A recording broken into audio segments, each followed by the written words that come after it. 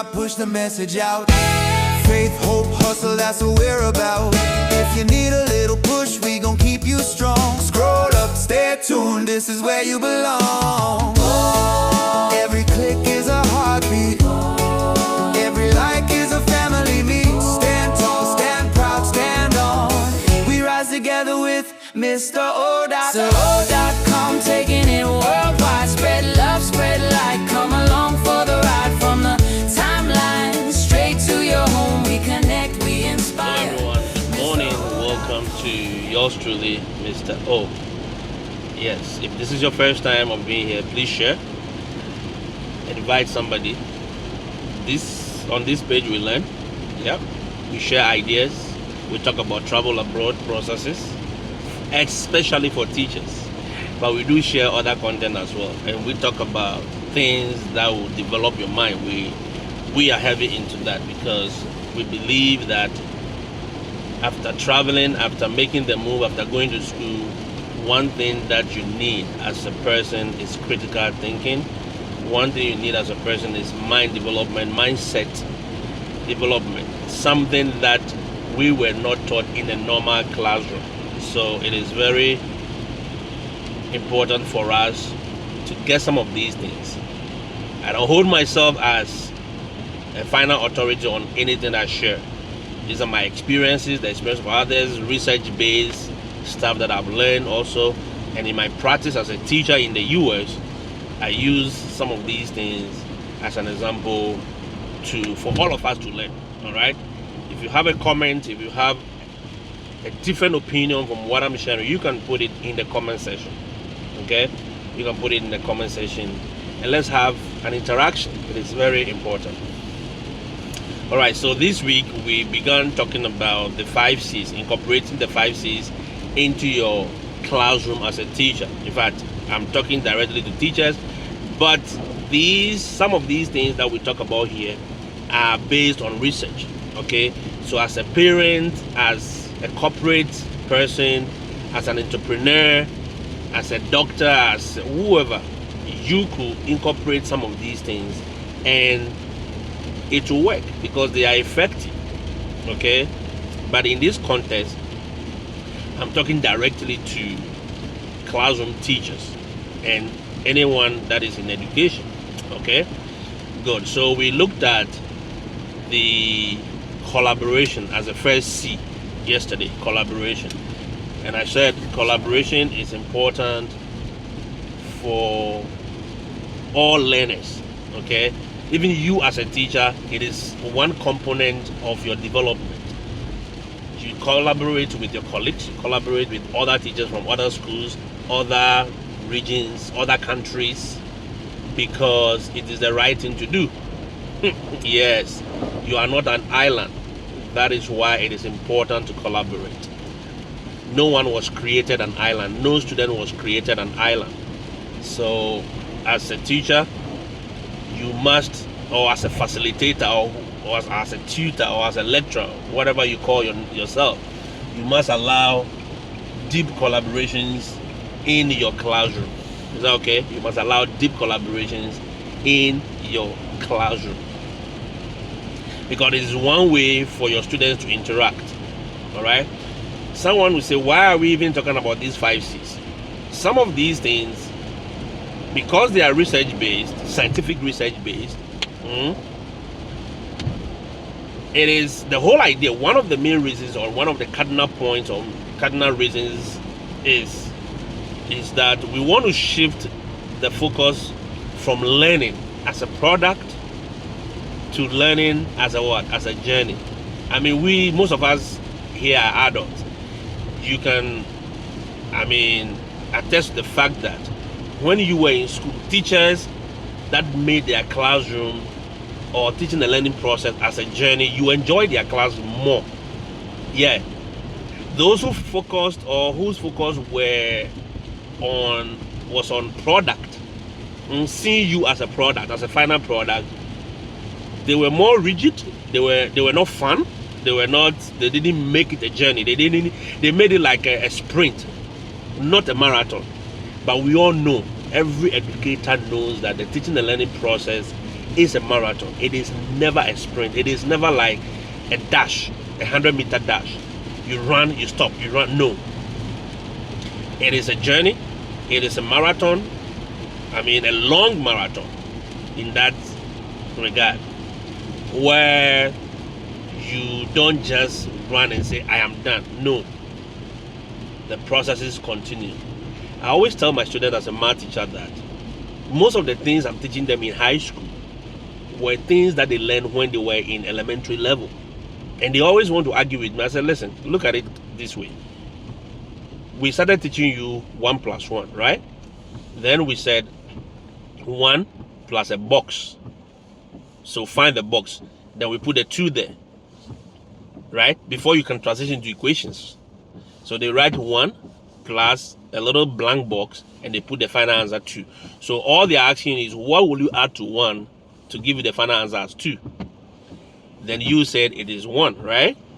Then as you grow, they transition into what? A variable. They put an x there. They introduce a variable, x or whatever variable you are used to. And you transition to that level, and yet you are able to use other means to still find the value of x. It's just a variable representing that one that was lost.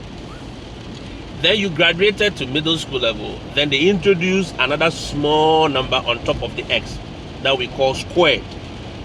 So it becomes 1 plus x squared equal to 2. Then there's another process for which you find the same value of x. Then you transition to the high school. Then instead of just x, we introduce other variables into the whole equation. All right? So we are only increasing the complexity level.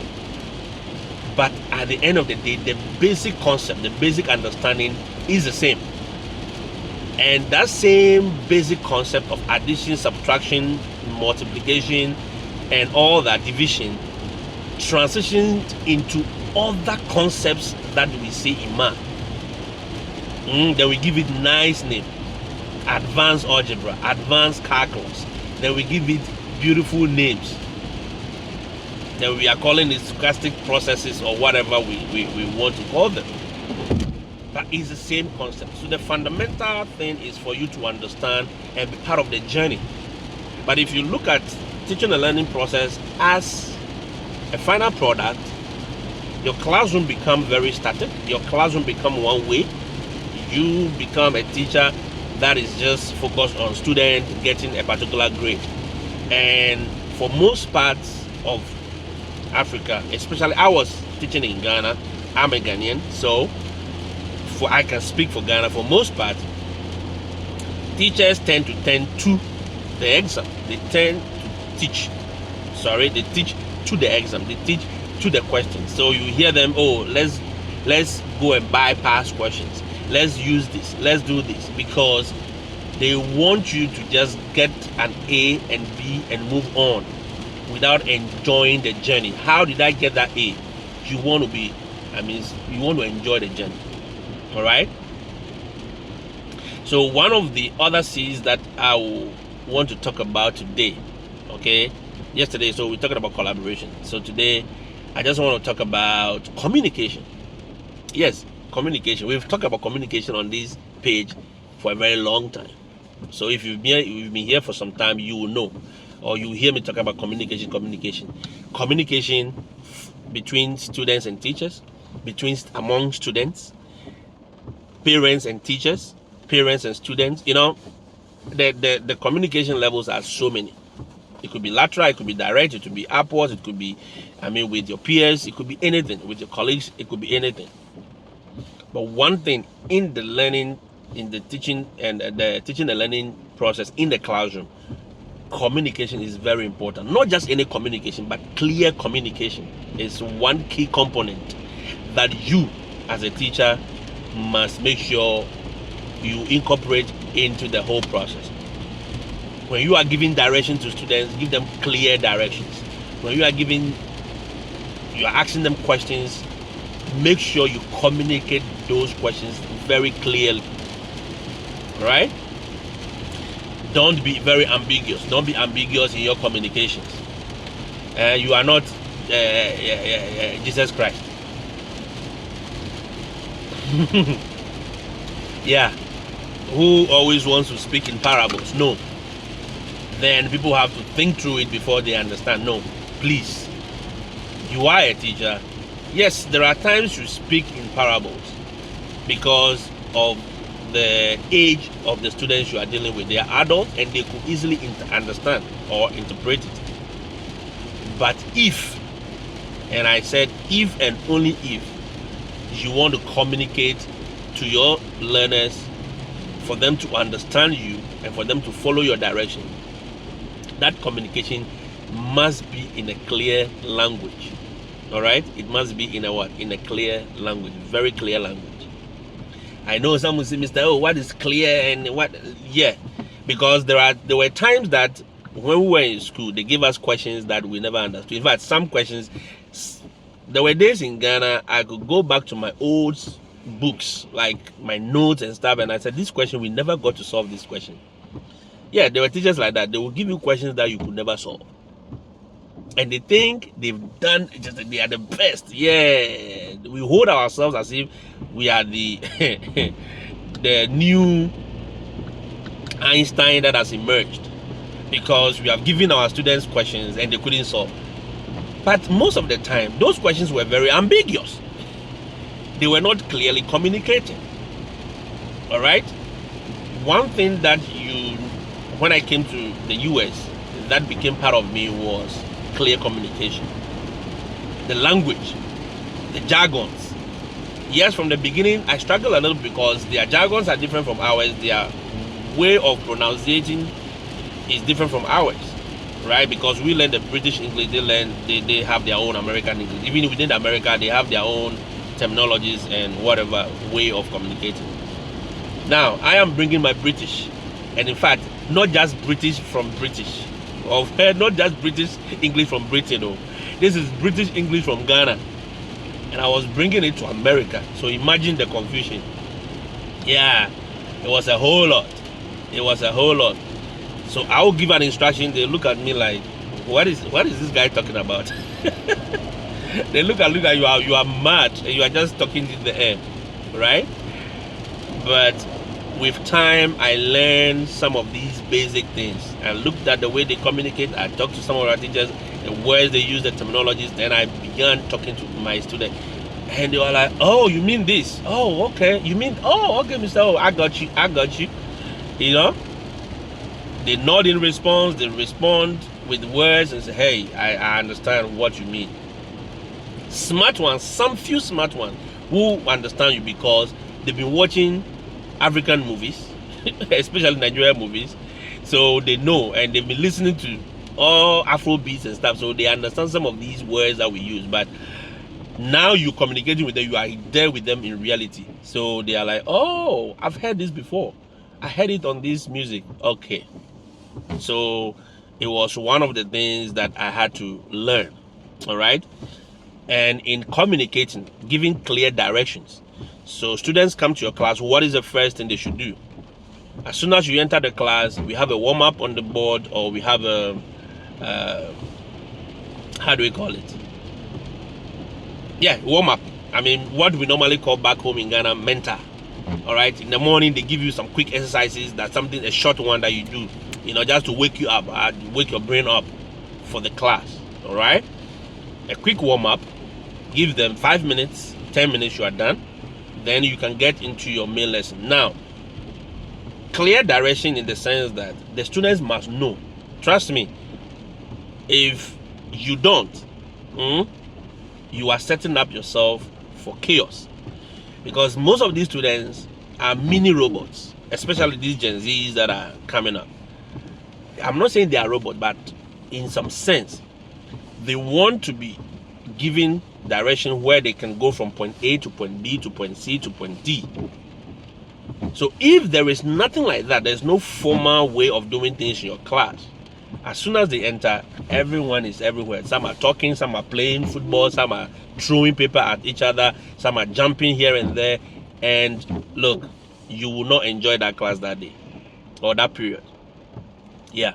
So it is one thing that I was told Give clear directions. No phones. All phones must be off and they must be on this table. You cannot come to the class with it. We don't need laptops for this exercise. We are using our pen and paper. Clear directions. Guys, all Chromebooks out. If you have a Chromebook on your desk, it is out. We are not using technology for this particular exercise. So you give them that clear direction, they put it away. Or else somebody will have the Chromebook app and forgetting that they have a warm-up to do, they have a work on the board to do, they have something to do. Or today you say, guys, okay, go to your Chromebook, go to your Canvas page, and we are doing this work, number 1, 2, and 3, number 4. We are doing these exercises. You give clear directions. And even in setting up your Canvas page, it should not be what? It should not be clumsy. It should be very straightforward. The models are there, the lessons are there, the assignments are there, the quizzes are there. You know, you are clear.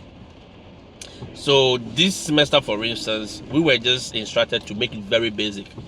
Your first thing is your homepage. The homepage is where they learn, just like a website. Canvas page is just a learning resource. Okay, it's a learning platform that we use in the US, and I know some schools in Ghana have started incorporating it. Those who have the facilities to do that. So put a homepage there. Put the models. Models are like the topics you're going to treat. Okay, and in those models you can put your lesson notes. You can put what the videos that you want them to watch and all that. Then put assignments. Then make sure they see the grade. Now, these are the very basic, about 4 teams or 4 menus. Okay, basic. Don't make it complex. Don't show other things that you don't need them to see. So a student comes, he knows that, okay, all assignments will pop up here. All class notes, even if I miss this class, Mr. O's videos will be here. If I need to understand something, this and this will be here. They know where to go. So once you say, hey guys, Mr. O, where is the assignment? Click on grades. If you go to grades, it will tell you the ones you've done and the ones you are missing. Boom, simple. Mr. O, I missed your class. I need to go back to that lesson. Okay, go to models, go to unit 1, go to second video, maybe video 1.3 or video 1.4. Boom, clear, straight direction. You communicate that. Sometimes we do verbal communications or verbal directions. Guys, all of us, let's sit down, let's settle down. All right, all of you, eyes on me. That is a clear direction. But if you say listen, okay, if you say, class, can you keep quiet and listen to me? Yeah, somebody may be looking somewhere else and still be listening to you. Yeah, you that is the direction you say he should listen to you, right? So he doesn't need to look at you to listen to you. You can say, he can put his head down and say, I'm listening to you. But if you give clear, specific directions, guys, all eyes on me, no hairs on the table, lift up your hair from the table, please. But you give clear directions, it helps students, it helps learners. All right, they know how to proceed.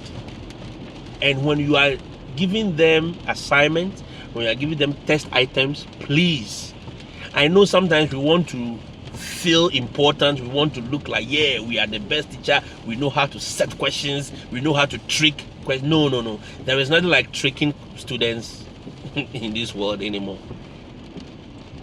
Just make sure your questions have directions. Answer all questions in this section. Answer 5 questions in this session and any 2 in the next session. These are clear directions, but you don't just say solve what. Yes, a student may ask you, solve what? Okay, so give very clear, specific directions. Even when it comes to assignments, I know it is one area.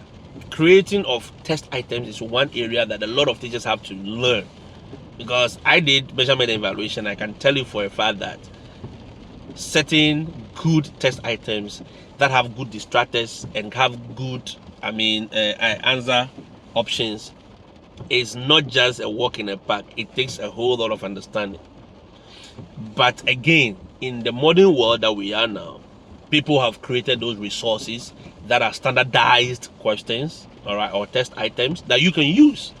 So feel free, pick them, make sure it fits your classroom lesson, whatever you are teaching, and give it to the students. But don't teach one thing and go and assign them assignments that are testing something else. Remember, you can never test every cognitive ability of any student. No, you cannot.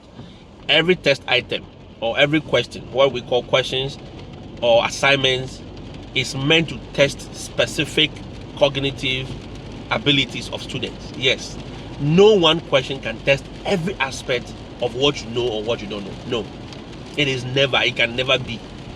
But they will test specific areas. Maybe recall, you want to test their analysis, you want to test something else.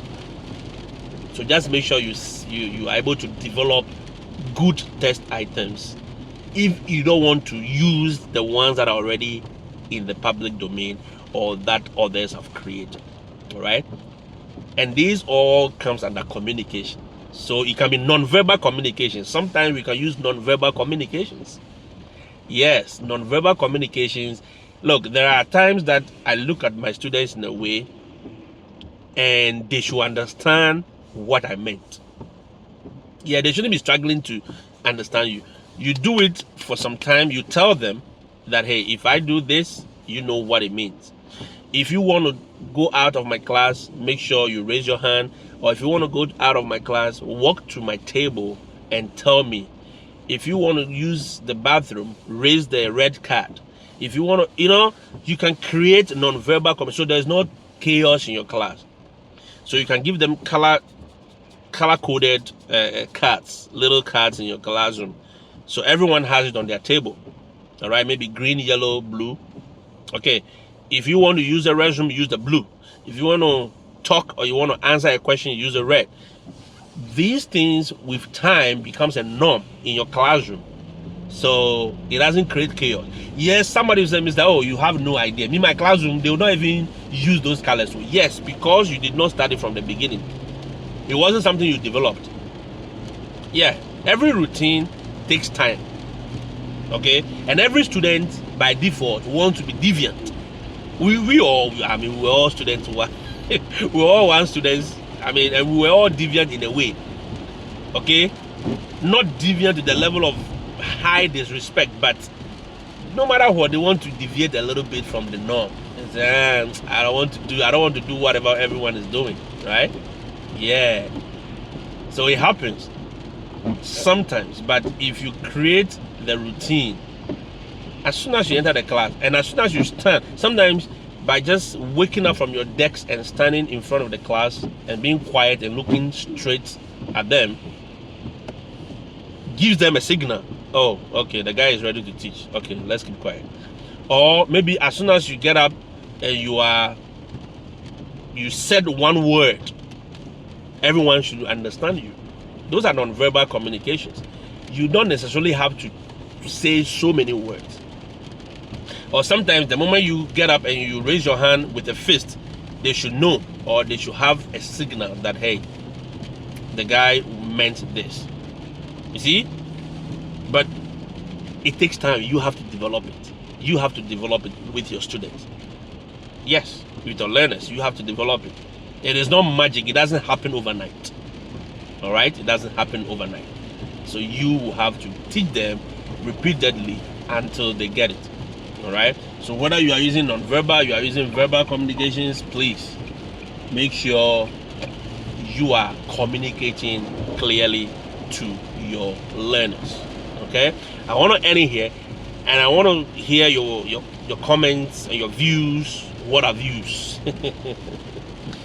All right? I want to hear your views, your comments, and what are views.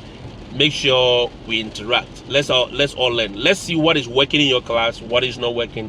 What have you been using these days? What way of communicating? What means of communication have you practiced? Have you used recently that work? And what are you doing that is not working? Let us all learn, and let us all interact and see how best we can help each other. Okay? My name has always been yours truly. I'm signing out, and I'll see you in the next one. Have a blessed and a wonderful day. We'll talk about another seed tomorrow, and let's see how best we can all learn together. All right? Adios.